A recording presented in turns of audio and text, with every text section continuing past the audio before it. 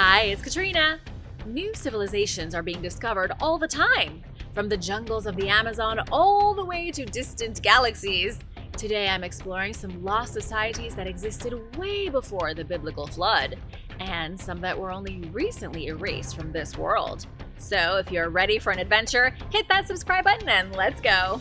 The mysterious Longu Caves. Imagine a vast network of underground chambers shrouded in secrecy. This place is even more mysterious than the pyramids of Giza and Stonehenge. The Longu Caves in China defy explanation. Their creators, purpose, and even age remains a complete mystery. Are they the work of a lost civilization with astonishing technology, or something else entirely? There are 24 artificial caves carved into the hard sandstone of Fenghuang Hill, and nobody knows where they came from. The discovery of these caves is more mystifying than any other archaeological find in the country, and China has a lot of history.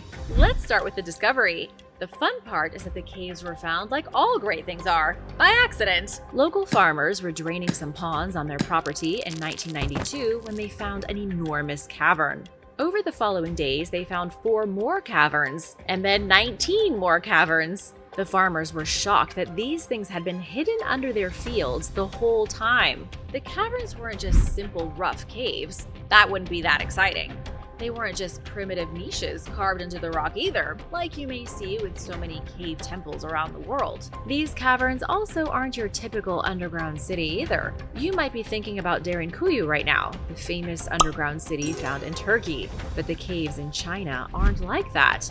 They are totally unique. Because of the Longu Caves' uniqueness, scientists don't really have anything in antiquity to compare them to. They are one of a kind. There is no ancient cave, quarry, mine, or subterranean city like this anywhere else in the world. I should also mention the caverns are not connected. Each one has only a single entrance, a vertical shaft with a carved stairwell. Each entrance is designed so that it can collect rainfall and funnel it into the cavern with a sophisticated channel system.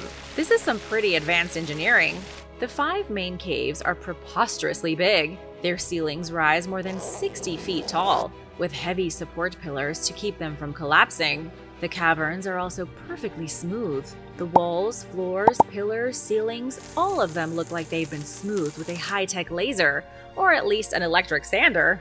When these were first found in the 90s, scientists were so in awe that they argued whether they had been created artificially. A lot of experts thought they were dealing with a natural wonder, the likes of which had never been seen before. One of the reasons for this confusion is that archaeologists haven't found a proper way to date the caves. They also haven't found very much in the way of human activity. They did recover a few clay pots on the cavern floor from about 2,000 years ago, but that doesn't mean much. People could have brought those clay pots into the caverns 10,000 years after they were built. The only thing for sure is that someone, or something, hollowed out the Longu Caves. Nobody knows who, and nobody knows why. Do you have any theories? Let me know in the comments below. The antediluvian people of the world.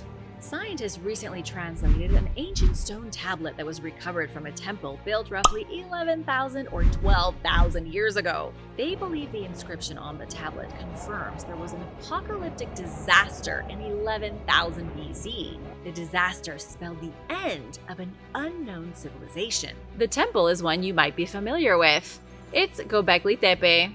Göbekli Tepe is believed to have been an observatory or a temple for worship, or maybe both. It's approximately 6,000 years older than Stonehenge. It's also home to a series of shattered pillars and broken monoliths. One of those pillars is the Vulture Stone. When scientists recreated the images carved into the stone, they were aghast. What they saw was a meteor shower. Someone had carved comet fragments falling from the sky and crashing into the earth. The stone also has the image of a headless man on it, which scientists say is a symbol for death and disaster. It's important to understand that whoever built Göbekli Tepe is long gone. No expert has been able to discover their name or where they came from. Some think the builders were nomads. Then again, nomads don't typically build megalithic monuments, do they? They don't build temples, carve pillars, or inscribe images of cosmic disasters. There was a civilization responsible for building this ancient place. It's just not clear who they were or what happened to them. Based on the Vulture Stone, they witnessed a meteorite explode in the sky and rain fire onto the planet. Perhaps the event obliterated what had been a thriving antediluvian people. What do you think? Let me know in the comments. And now for number 10. But first, it's shout-out time! I want to give a huge thank you to Clover Green and Xanatosh for supporting this channel. We wouldn't be here without you guys. Be sure to subscribe if you haven't already for more videos about lost civilizations, Dyson Spheres, and alien civilizations. A new study suggests that human beings may have finally found evidence of alien civilizations. Only these civilizations aren't on our planet. They aren't buried under the ice of Antarctica or hidden inside a hollow pocket within the Earth. These previously unknown civilizations are lurking in a galaxy far, far away. It might sound like science fiction, but it's 100% reality. Scientists have found unusual starlight patterns in the deep universe that could be evidence of hulking, energy-producing structures known as Dyson Spheres. You thought you were getting ancient history, and now you're getting science fiction! A Dyson Sphere is a theoretical device proposed by Freeman Dyson in 1960. I'm thinking this wasn't the inventor of the Dyson vacuum cleaners, but let me know. Freeman said that a sophisticated enough civilization would be able to harness the very power of its host star. The how of it is straight out of Star Trek. According to Freeman, the hypothetical advanced civilization would create a cocoon around their star to harness a massive percentage of its released energy. It would be like a huge cage sucking the star dry to power an intergalactic empire. Think about how much energy a solar panel on your roof can gather on a really sunny day. Now multiply that by infinity. A Dyson Sphere is like a million bajillion solar panels hooked up to the sun itself. For the first time ever, scientists think they may have found real evidence that there are Dyson Spheres hooked up to stars. PhD student Matthias Suaso at Uppsala University led a study to find these mythical structures. Matthias's team developed a comprehensive method for locating indirect signatures of what they've called astroengineering. In other words, construction projects in space. There was another study conducted at the same time in Italy. The one in Italy identified 53 stars producing unusual infrared signatures. Matthias's team also identified stars producing unusual infrared signatures. The signatures suggest the stars are producing excess radiation, which is consistent with what they believe would be produced by a Dyson Sphere. None of the scientists can confirm 100% that there is a civilization in the universe sucking energy out of stars, but there are anomalies that seem to corroborate the theory. Maybe these distant star dwellers are the Anunnaki gone from Earth to mess around in other cosmic neighborhoods. What do you think? The ignored Sunken Kingdom. Off the coast of India, researchers discovered evidence of a previously unknown civilization dating back 9,500 years. What they found could change history as we know it. By the end of this video, you might be questioning your own reality. The city off the coast of India was vast, stretching an incredible 5 miles in one direction. Unfortunately, none of the buildings are left standing. The whole place is in ruins. Loose rubble scattered across the Gulf of Combat at a depth of 120 feet. The ruins were discovered in December of 2000 by the National Institute of Ocean Technology. What I find oddly suspicious, and you might agree with me here, is that scientists have mostly ignored it for the last 20 years. It was a legitimate team of scientists who identified the ruins. They made the announcement public, the world learned about it, and then the whole thing was just kind of swept under the rug. The initial discovery was made totally by chance. The scientists were performing a routine pollution survey. As they scanned the seafloor with their sonar technology, the scans started picking up unusual geometric structures. It looked like they were floating above the ruins of a Tetris game gone wrong. When divers went down to the site, they found more than just potential ruins. They found real artifacts, including things like pottery, sculptures, human bones, and broken walls. Sometimes researchers think they found a city, but it just turned out to be rock formations. This was not one of those times. Then, when scientists did radiocarbon dating, everything took an unexpected turn. The human bones proved to be almost 10,000 years old. When the discovery was announced in May of 2001, India's Science and Technology Minister was Murli Manohar Joshi. He said the ruins belonged to an ancient civilization, one even older than the Indus Valley civilization of the Bronze Age. You'll hear more about them later today. This was a shocking thing to have been announced by a country's science minister. 2001 was a crazy year. The sunken city was ramping up to have huge repercussions for the world of history. Some historians got on the bandwagon right away, like Badrinarayan Badrinarayan. Yes, he has the exact same first and last name. Badrinarayan was a renowned geologist who wrote a paper in the scientific journal Archaeology Online. His paper suggested the sunken city proved the earliest Indian cultures were descendants of a more advanced mother culture that flourished at the end of the Ice Age. The culture was then submerged by uncontrollable rising sea levels. Badrinarayan claimed this happened before recorded history even started. With all the hubbub, why don't you hear about this sunken city anymore? I don't have a good answer for you on that one. The evidence is as compelling as it gets. Even though there were skeptics, nobody was able to come up with reliable counter-evidence. On all accounts, the city is just as ancient as everybody says. All the same, the city has been mostly ignored for more than 20 years. What do you think is going on here? Let me know your thoughts in the comments. The lost people of the Canary Islands. Archaeologists in the Canary Islands have made a grim discovery. Grim, gruesome, and historically terrifying. They uncovered a tomb filled with corpses from a civilization that is currently extinct. The tomb contained 72 skeletons. 62 of the skeletons belonged to adults. The other 10 belonged to newborn infants. The tomb was also less of a stone-encased tomb like you find in Egypt or Rome. It was more of a cave. In fact, the skeletons were only found thanks to an amateur archaeologist flying his drone into the cave's entrance. This cave of horrors is in Gran Canaria, one of the hottest tourist destinations in Europe.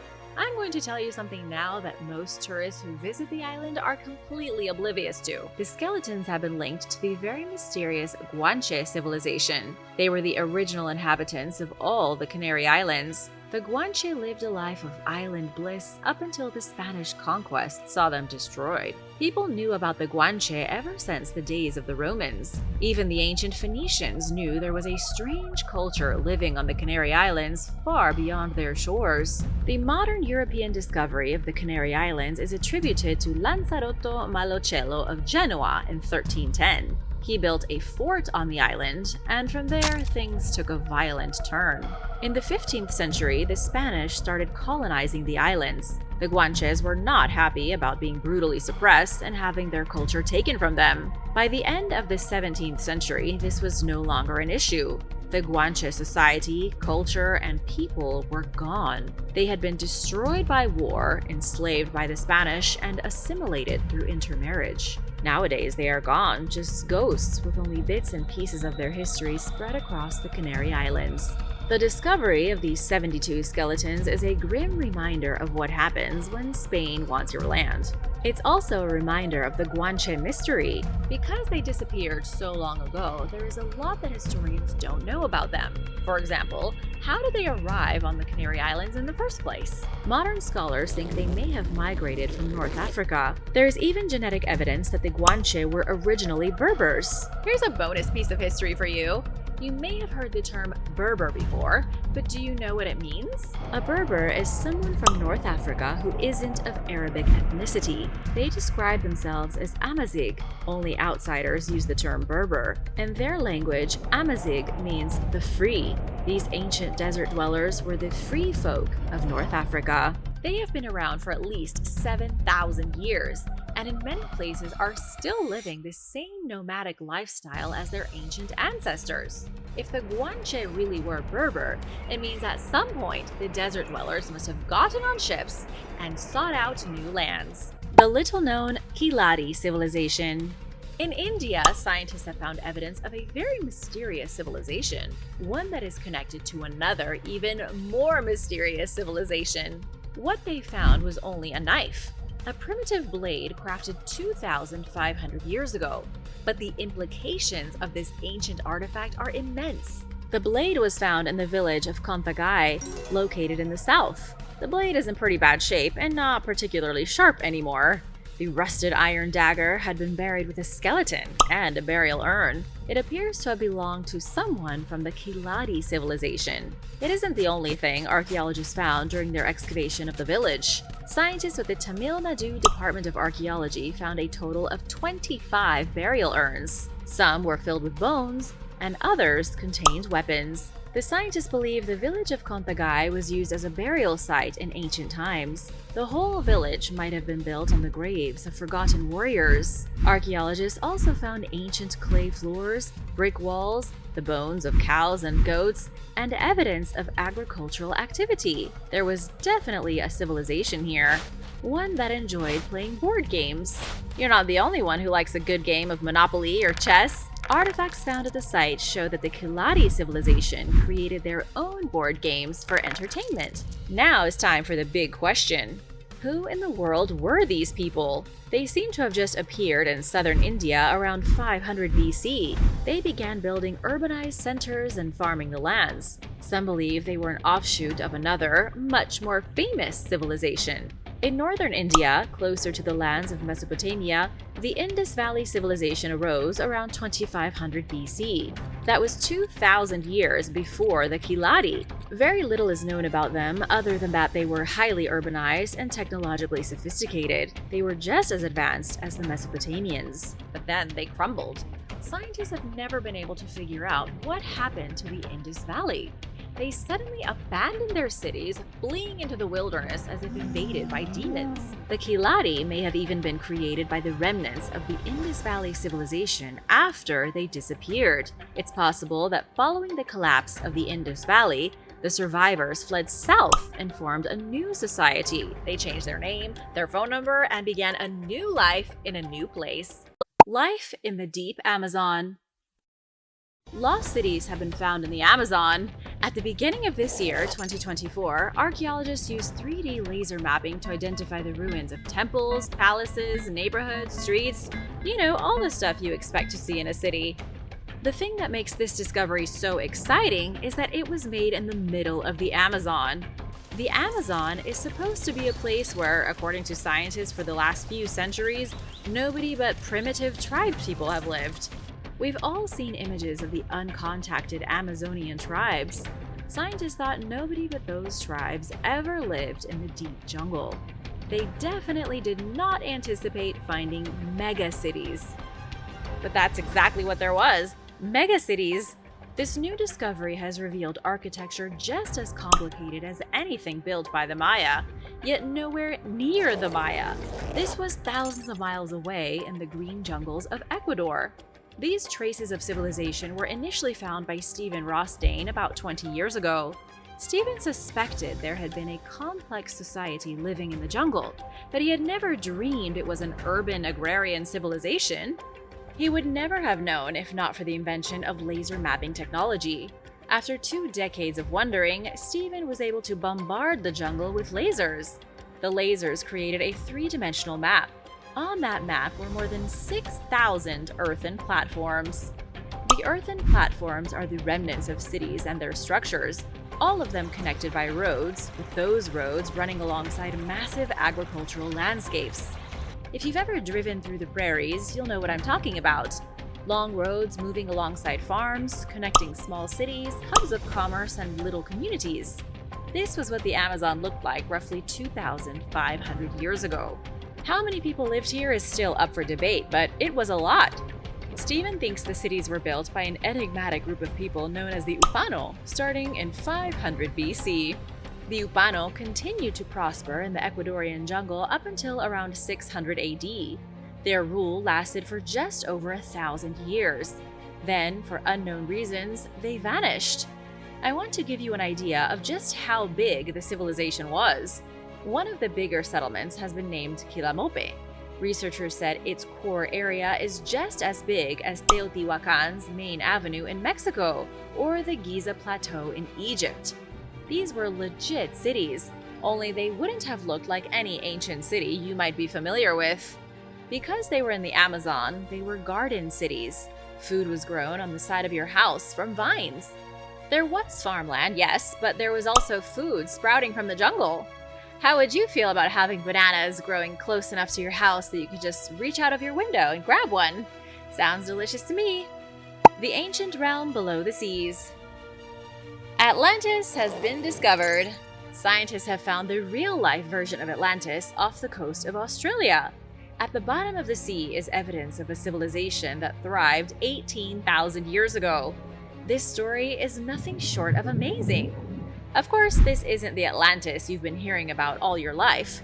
It's not the one described by the Greek philosopher Plato. This is reality. Proof of human activity lies spread across the northwest shelf of Australia in the form of sunken stone tools. I need to go back in time a little bit. Long before modern civilization, there was a paleocontinent called Sahul. This ancient landmass consisted of Australia, Tasmania, and New Guinea. Scientists have known about the ancient continent for a long time, but nobody ever thought people lived on it. It turns out the experts were wrong. Those sunken stone tools I mentioned off the coast were made by indigenous people who built settlements in areas that are now underwater. Scientists think there were 500,000 people living on the northern shelf alone, all of which is submerged. Sahul as a whole was likely home to millions of people before the Ice Age ended. What's crazy is that the researchers think the indigenous civilization reached its peak 20,000 years ago. They were hitting their stride long before the Ice Age came to an end, and mammoths still walked the earth.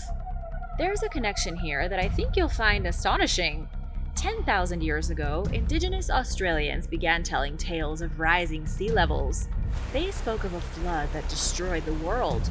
Oral histories of this flood myth have passed down from one generation to the next for 100 centuries. The Australians made a myth of a real event. The newly discovered artifacts at the bottom of the sea prove their people lost their homes as sea levels rose. This undoubtedly happened in many other parts of the world as well. Maybe the same rising waters that destroyed Sahul also destroyed Atlantis. Following this train of thought, maybe this event was the real-life inspiration for Noah's flood. The new Cradle of Civilization? The Cradle of Civilization has moved from Kenya to Algeria. It's still in Africa, but now it's in the east. Scientists have found stone tools used by ancient relatives of ours 2.4 million years ago. A research team discovered 250 primitive tools and almost 300 animal bones at the prehistoric site of Ain Bosherit. This is about 200 miles from the city of Algiers. The tools were used for butchering animals. The bones archaeologists found came from creatures like crocodiles and elephants. It's thrilling to think about how old these tools are. Researcher Thomas Plummer from Queens College in New York said the bones at Ain Bosherit are the oldest evidence of butchery ever. What he meant is that nowhere else in the world is there older evidence of human-like creatures butchering animals to eat them. And I bet they ate every last piece. The bones had been pounded to remove the marrow. The stone tools are way too old to have been made by our own species, Homo sapiens. That being said, scientists are scratching their heads over who made the tools because no human remains have been found. There are no bodies, which really complicates matters. The biggest puzzle is that the tools were found in Algeria. Scientists don't know if the use of tools spread from Kenya to Algeria, or if unrelated groups of hominins started using stone tools in two different places at the same time. What are the chances of that happening? Finding a civilization with Google Earth. Archaeologists have discovered an entirely new civilization using Google Earth. Now you can spy on your neighbors, look at your childhood home, and find lost civilizations. This civilization is ancient, dating back to the earliest days of urbanized people in Central Europe. Satellite images revealed remnants of their structures across an area of 3,000 square miles. Barry Malloy is an associate professor at University College Dublin. He and his team suspected an advanced civilization prospered in Central Europe starting around 2200 BC. They believed the nameless people built great cities, then abandoned them in 1600 BC. Barry was right, sort of. He was also sort of wrong. The problem with Barry's theory was that nobody could properly look for the remnants of the alleged civilizations. Central Europe is covered in farmland, and farmers don't typically like people digging for ruins and ruining their crops. Satellite technology has been a game changer. Researchers used historical imagery from a few different sources like Google Earth and the European Space Agency. They were able to see the outlines of 100 new prehistoric sites in the Pannonian Plain. The Pannonian Plain isn't exactly a top tourist destination, so don't be expected to know the name. The region is a flat land that stretches across Serbia and Hungary. The Tisa River flows through it, bringing life to the region. The river was likely instrumental in the mystery civilization surviving here in ancient times. It turned out Barry's initial theory had been a little lopsided. There was indeed a massive civilization in Central Europe, but they didn't disappear in 1600 BC. The satellite images showed humongous megaforts connected to settlements and farms. Rather than disappear, the civilization expanded into a complicated network of small societies. Researchers think that in 2200 BC, the civilization was restricted to a handful of central hubs.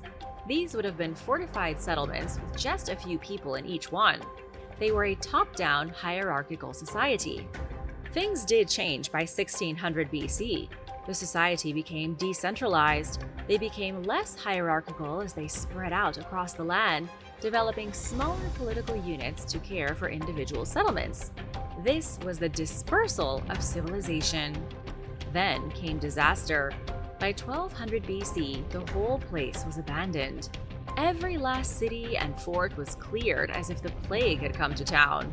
Researchers think the Pannonian Plain became drier and less habitable. Communities fled the heat and migrated to new areas, leaving their cities behind. The Pits of Sanxingdui. In the 1980s, archaeologists found evidence of a Chinese culture from 3,000 years ago. Up until then, nobody knew they existed. This was likely because they had been expunged from the history records. Someone very powerful didn't want the Sanxingdui culture ever to be found. The site of Sanxingdui, which the culture is named after, has become one of the most mysterious places in the world. All evidence points to a flourishing civilization with incredible technological prowess. The Sanxingdui were highly developed, with access to the best technology of their time. They had bronze tools and made things out of jade. They also had a fascinating mythos that scientists are still trying to piece together. Why would anyone ever want to erase all traces of them? The craftsmanship of these people was uncanny. They made things out of jade and bronze that other civilizations wish they could have made. During the recent excavations in 2020, archaeologists found more than 13,000 artifacts buried across a series of sacrificial pits. The pits weren't for sacrificing people, they were for sacrificing objects. Researchers found a bronze box full of treasure. The box was carved with gorgeous dragon head handles and had originally been wrapped in silk. In total, they found more than 1,000 pieces of bronzeware, more than 540 gold relics, and more than 560 jade artifacts. According to the director of the site, Ran Honglin, the most important discovery of all was a statue. It may have been a depiction of an alien god. The bronze statue depicts a bizarre man-serpent creature. It has the protruding eyes of a creepy alien, the hands and features of a man, the overall body of a snake, and the nose of a pig. Archaeologists don't know what to make of the artifact. They say it points to the Sanxingdui people having an excellent imagination. They must have believed in a world of mystical creatures and freakish monsters. Ancient alien enthusiasts believe it could be that they worshipped alien beings who looked like snake-human hybrids, or what you might call reptilian humanoids. Maybe it was their reptilian gods that had the Sanxingdui erased from history. I can't think of any other civilization that had this kind of technology and isn't mentioned anywhere in any historical records. Can you? Let us know in the comments. The original West Coasters. There is a lost ancient civilization closer to your front door than you might think. Off the coast of Washington state, evidence is being gathered of a mysterious group of people who dominated the landscape a very long time ago. When I say they dominated the landscape, I mean they ruled every inch of land along the Pacific coast from Alaska to Tierra del Fuego. Researchers recently found stone tools on California's Channel Islands that prove these people existed. Scientists from the University of Oregon traveled across the Santa Barbara Channel and found enough evidence to change history. According to the archaeological team, they uncovered stone projectile points lying amid the ancient bones of seals and birds. There had clearly been hunting going on here, but when? And who were the hunters? Scientists dated the stone projectiles to 12,200 years ago. But this is only the tip of the iceberg. On the island of Santa Rosa, which is in the Channel Islands, scientists found human remains dating back 13,000 years earlier. That means that people were living on the island since at least 25,200 years ago. This has shattered everything archaeologists thought they knew about North America. It used to be that the Clovis culture was seen as the oldest culture ever to live in the Americas. They weren't as much a civilization as they were a group of ancient humans who used the same technology. For example, the Clovis people used the same fluted spear tips across North America. The artifacts found in the Channel Islands are completely different. Scientists know they were definitely not made by the Clovis, but rather a much older group of people. There isn't a name for this mystery group yet, but as far as the evidence goes, they could prove to be the earliest inhabitants of the West Coast. I have one more bombshell for you. Scientists know the Clovis people disappeared from the face of the Earth roughly 12,900 years ago. Researcher Douglas Kennett believes the Clovis culture was destroyed by a meteor shower. Douglas said the meteor shower rained chunks of space debris onto the planet, and the impact may have hastened the melting of the North American ice sheet.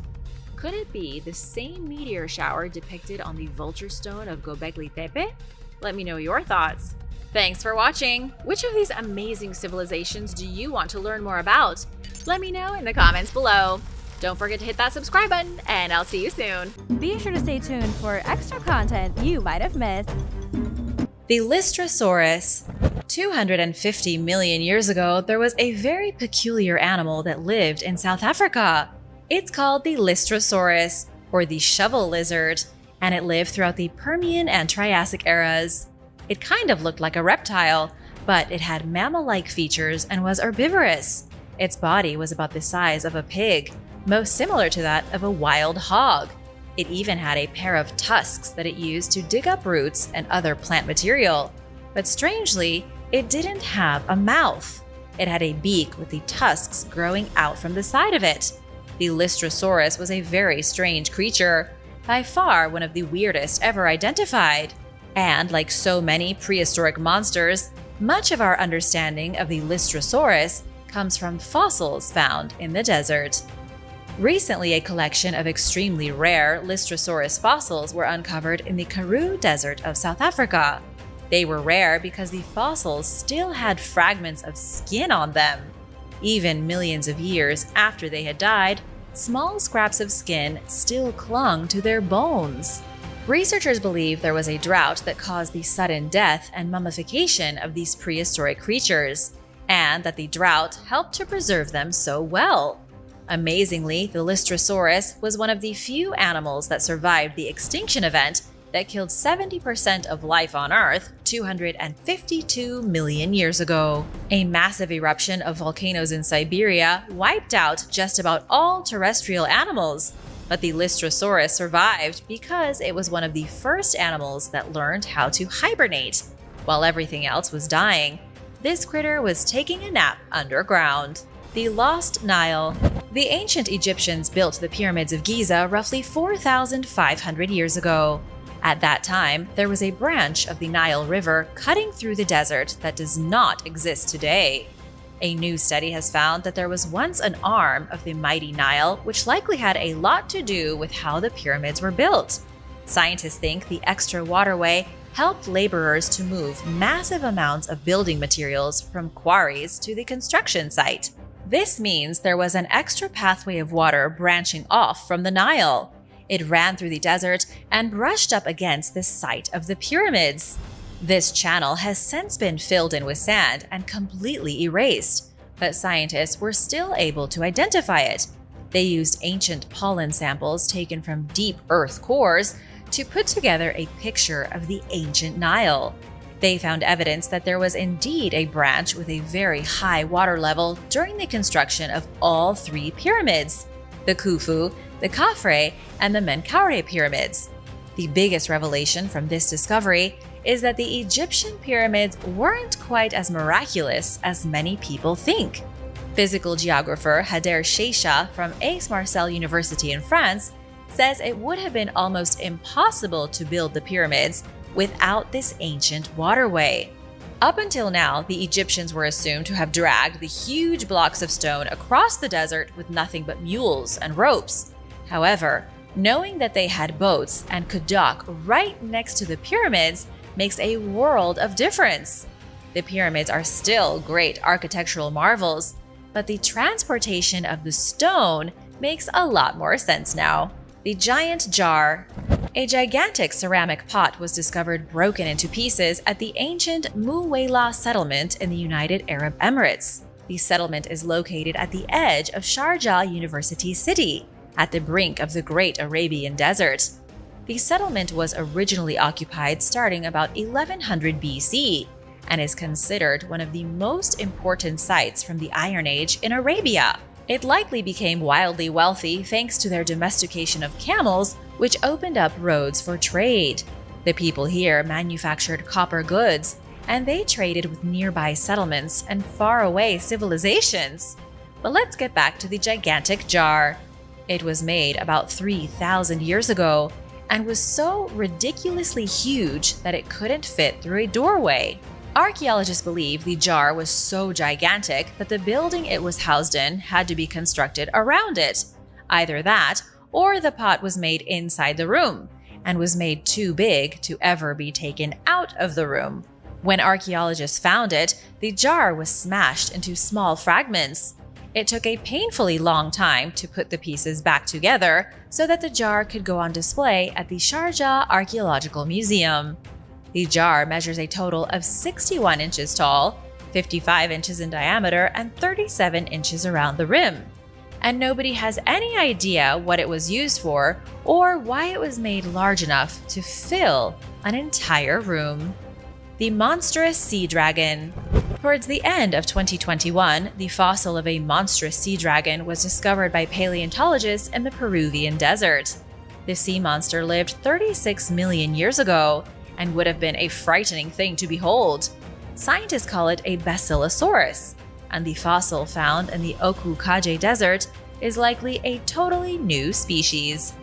Mario Urbina was the paleontologist behind the discovery. Mario says the Basilosaurus skull was found hiding under the dirt of the desert. Millions of years ago, this grim and unforgiving landscape was covered in water. The desert was a shallow sea rich in biodiversity and was teeming with primitive sea mammals. The Basilosaurus was a very real sea monster. Experts call it a first-order predator, meaning it had first pick of the food chain. It had extraordinarily powerful jaws and sharp teeth that made quick work of any potential meal. It likely feasted on anything it wanted, from penguins to sharks or schools of tuna and sardines. The researchers have dubbed this particular species of Basilosaurus as the Oku Kaje predator, and they say it was roughly 55 feet long. The fortresses of Khwarezm. The ancient territory of Khwarezm in the country of Uzbekistan is littered with broken fortresses. This desert landscape is home to dozens of ruined towns that were once constructed to protect the locals from nomadic raids.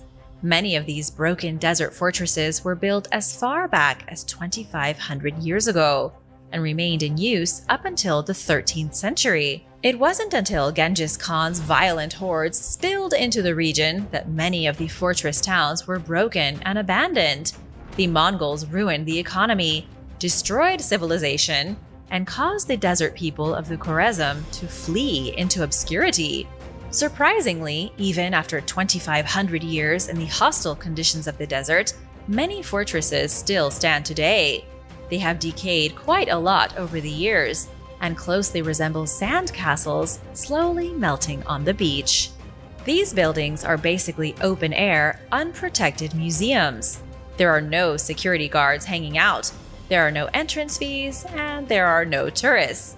As long as you can make your way through Uzbekistan and into the middle of the desolate wasteland, you can explore these lost remnants of a forgotten desert civilization, all on your own. Big shout out to Mandy Rude Bennett and Wayne Hersel. Thanks so much for watching. Be sure to subscribe if you haven't already to join the Origins Explained family. The Rosetta Stone. In July of 1799, a French military engineer in Napoleon Bonaparte's army made a discovery that would change the world. Napoleon was in the middle of his campaign in Egypt, attempting to claim the country for France. It was just one step in his vision of world domination, a vision that never saw fruition. During this crusade, Pierre-François Bouchard, a lieutenant under the command of Napoleon, came across a strange black stone near the desert town of Rosetta in the Nile Delta. Bouchard recognized immediately that the object he found was of major importance. And it was. It was the first ancient Egyptian bilingual text discovered in the modern age. The heavy black stone was inscribed with 3 very different languages. One of the inscriptions was Classical Greece, another was ancient Egyptian hieroglyphs, and the last one was an Egyptian script called Demotic. Bouchard understood instinctively that all 3 texts said the same thing. He also recognized Classical Greek writing and understood that it could possibly be used as a code to decipher the other 2 mysterious languages. The Rosetta Stone was pulled from the rubble at the edge of nowhere in Egypt and became the most interesting artifact the world had ever seen. After the French were defeated by the British, they took the Rosetta Stone for themselves and brought it to London. In September of 1822, Jean-François Champollion officially translated the text for the first time. Thanks to this stone, we were able to decipher all the hieroglyphics on walls and papyrus scrolls found all over Egypt, unlocking tons of information. New scorpions. 2 entirely new species of scorpion have just been discovered in California.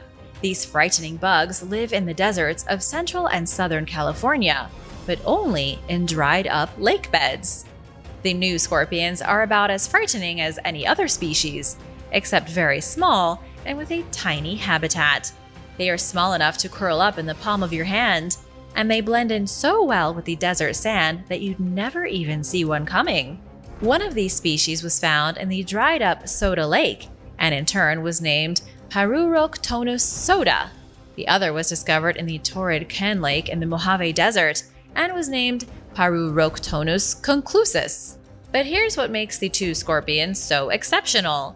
Each one has adapted to live a very particular lifestyle. These scorpions have evolved to thrive in dry and salty conditions found at the bottom of dried-up lakes. For that reason, the yellowish-brown scorpions can only be found hiding in lake beds, making them some of the rarest scorpions in the world. As for how dangerous or venomous the scorpions are, the researchers haven't said anything about that yet. However, as long as you don't go scrounging through empty lakes in the Mojave Desert, they don't pose any type of threat. Rock art in the Egyptian desert. Archaeologists in Egypt have made a fascinating discovery in the eastern desert. According to the Egyptian Ministry of Antiquities, a team of American and Egyptian specialists found rock art that dates back to 5,500 years ago. They also discovered a very old burial plot and some mysterious Roman ruins, although those are much more recent. The newly uncovered rock art is from about 3300 BC, from the pre-dynastic era when Egypt was occupied by nomads, tribes, and small settlements of humans. These were what you might consider the uncivilized days of Egypt, long before the invention of hieroglyphs or the creation of the pyramids. Back then, humans lived very primitive lives, and we see proof of this in the Eastern Desert rock art.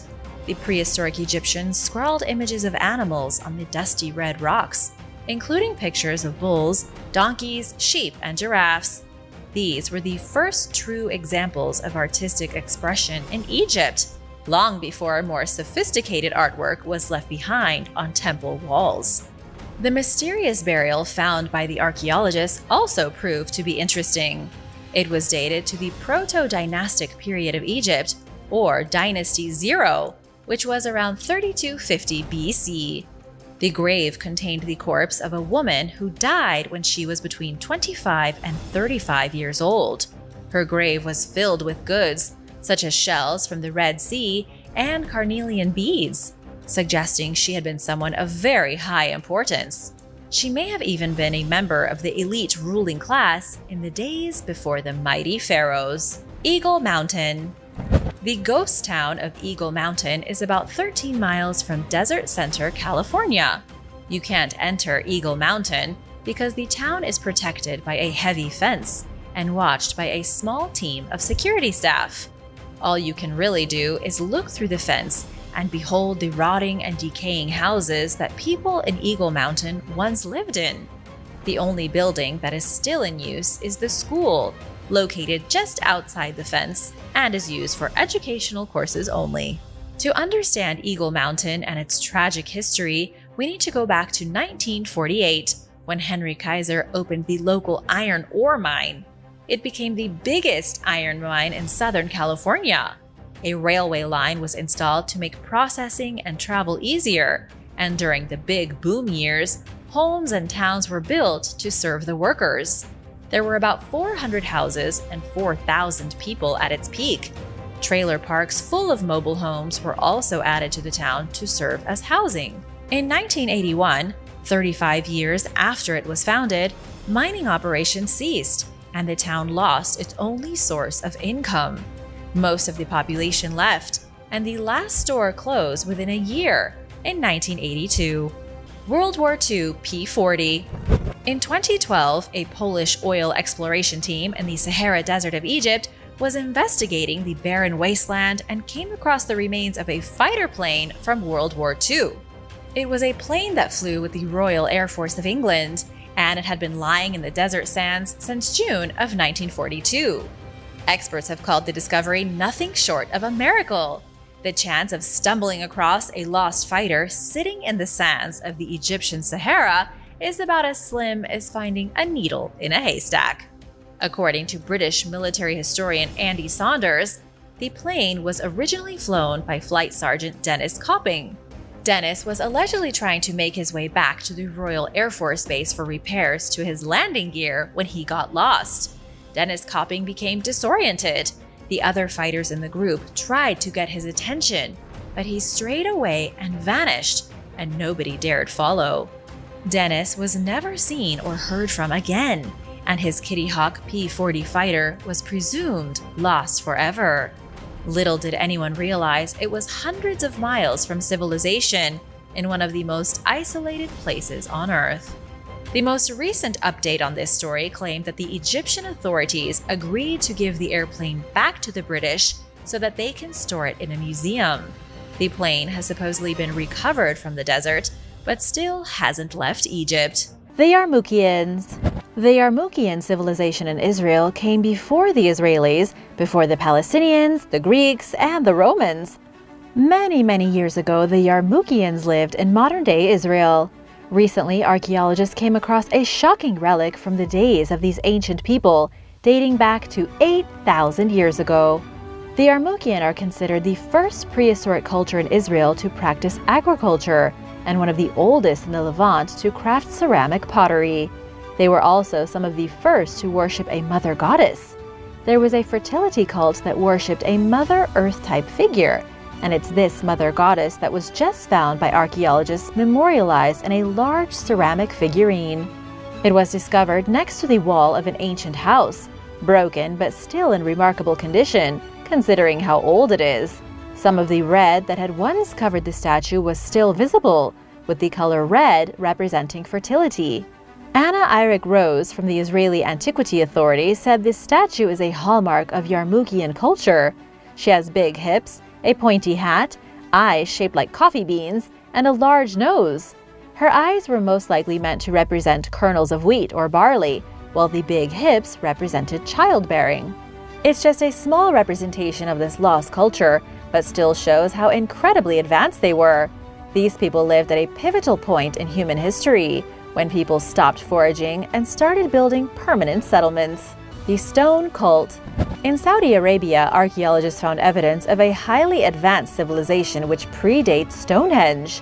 The evidence was found in a vast and remote landscape in the northwest region called Al-Ula. The buildings here date back way before other major ruins in the area, like those of Hegra and Adan. This area was occupied in the Neolithic period, from around 6000 to 4500 BC. There are over 30 dwellings and tombs scattered throughout the desert, and there could be a lot more that have either been totally destroyed or remain hidden under the dirt. There are also over 1,600 rectangular stone structures that date from around the same time, and researchers aren't sure what they are.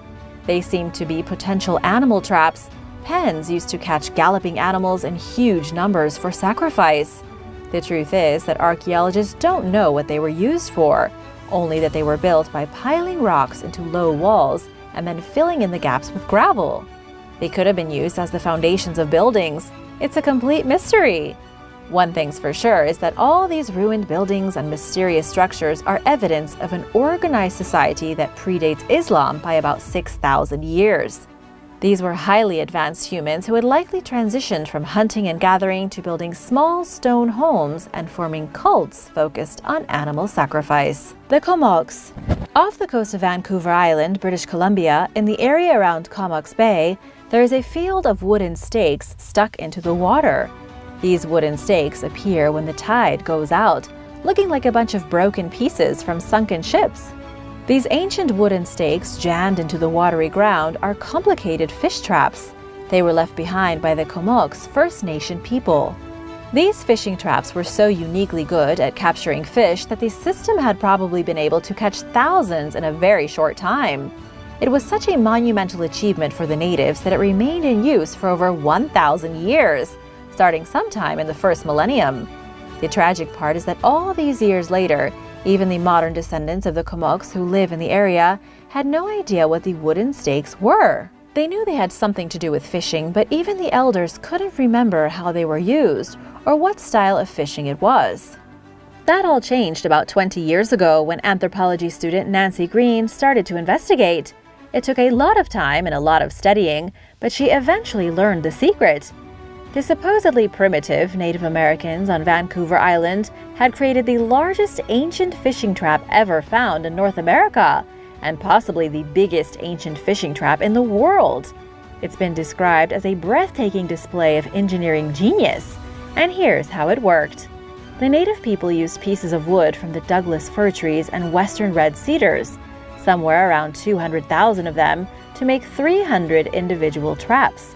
They then connected all the traps together over several acres of tidal lands and worked to gather mass amounts of fish. This huge trap fed around 12,000 people with pretty much no effort. They would have only had to go out and scoop up the fish. Sadly, the practice was forgotten when the Canadian government banned Indigenous people from practicing any of their traditions. Around the same time, they were kicked off their land and locked up in reservations. Palmira. The ancient archaeological site of Palmira, found in modern-day Syria, was established sometime around the 3rd millennium BC. It began as a small settlement beside a fertile natural oasis, and eventually rose to become a major city in the Near East and a prosperous trading town on the Silk Road. There is no name for the people who first lived here in the Stone Age. Recorded history doesn't really start until around the 2nd millennium BC, when the Aramaeans controlled the city and it was a Mesopotamian settlement. The Aramaeans are a fascinating people because not only were they highly advanced and conquered much of the Near East and called the land Aram, but because they are also still around today, living mostly in Israel. When the Arabs arrived in Palmyra in the 1st millennium BC, they assimilated themselves with the existing population, and Palmyra became one of the world's first diversely populated cities.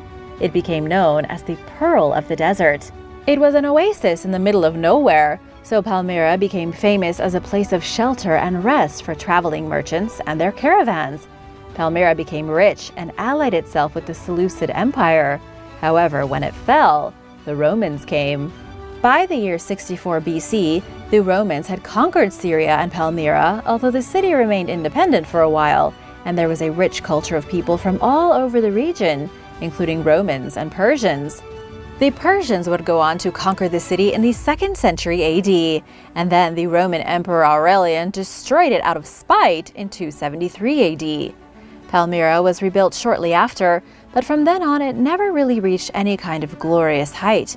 It was conquered, abandoned, and ruled over by so many different people that it lost all power and uniqueness until it was totally deserted in 1400. The Dinosaur Civilization.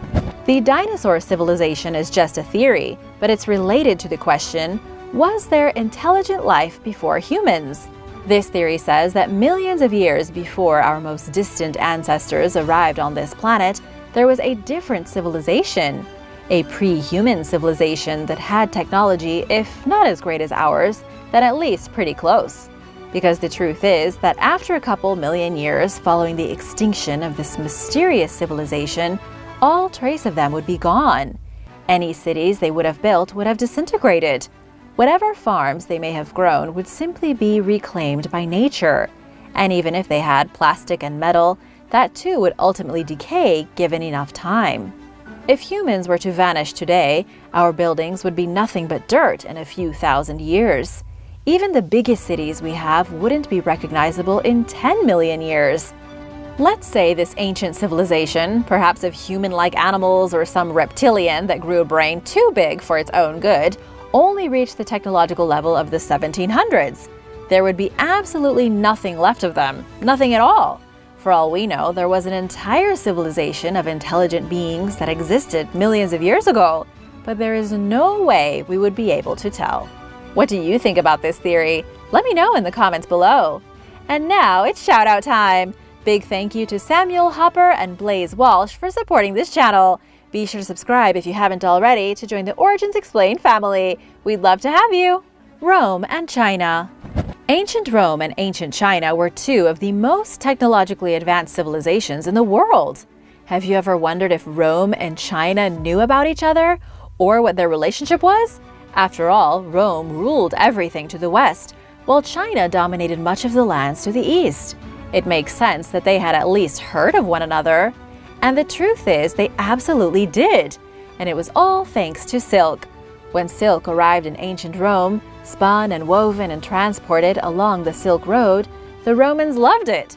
Where do you think the term Silk Road came from? The Romans didn't really know where silk came from or how it was made. Old Roman sources even claimed that silk grew on trees, which is kind of half true. Silk cloth is woven from the silk taken from cocoons, which are left in the trees by silkworms. It was in the 1st century AD that General Pan Chao of the Han Dynasty sent an ambassador to Rome. At the time, the Chinese called the Roman Empire Da Qian. In the year 97, the ambassador from China journeyed along the Silk Road and wound up in Mesopotamia. He was planning on sailing the rest of the way to Rome, but was told that the journey would take up to 2 years. He was thwarted, gave up, and went back to China. No contact was made. It wouldn't be until the year 166 that contact was made. Roman Emperor Marcus Aurelius sent an envoy to China. This was a huge success and was the first direct meeting between the Romans and the Chinese. Although in the end, the kingdoms were so far apart it made little difference. Everyone kept enjoying the goods that merchants brought from so far away. The Canadian Clovis. Outside the small village of Mortlach in Canada, there is a place called the Casey Jones site. It was from this site where archaeologists collected evidence of some of the very first human encampments in North America. It was Casey Jones himself, an amateur archaeologist, who first came across an arrow point in the early 20th century, then alerted archaeologists. Since then, all kinds of amazing artifacts have been found, and they all date back to the Clovis culture, the very first culture that flourished in North America after the end of the last ice age. What's even more interesting about the discovery is that the Clovis arrow point was discovered by Jones in 1924, and only one other has been found that's like it. The other was discovered in Folsom, New Mexico. This suggests that when the Clovis came to North America, some clearly stayed in the colder regions of Canada, while others in their group marched south and made their homes in the desert. While a lot of people may think of the natives as primitives since they didn't build stone houses, they were just as advanced as their counterparts in Europe. It's believed that from this very site, the Clovis had an encampment and a meat processing facility. They turned raw bison meat into pemmican, then traded it as far south as Minnesota. The Xiama Bay culture. A newly discovered site in China has revealed a shocking and previously unidentified Paleolithic culture. This culture was responsible for great technological innovations at a time when massive cultural diversification was happening in Eastern Asia. It was a time of cultural hybridization, 40,000 years ago, when Homo sapiens were almost definitely breeding with other forms of hominins. Evidence of the mysterious culture was discovered at the site of Xiama Bay in the Nihewan Basin. There are archaeological sites here that date from 2 million years ago to 10,000 years ago, stretching pretty much all of human evolution. Researchers found the earliest evidence of ochre processing here, as well as very ancient stone tools.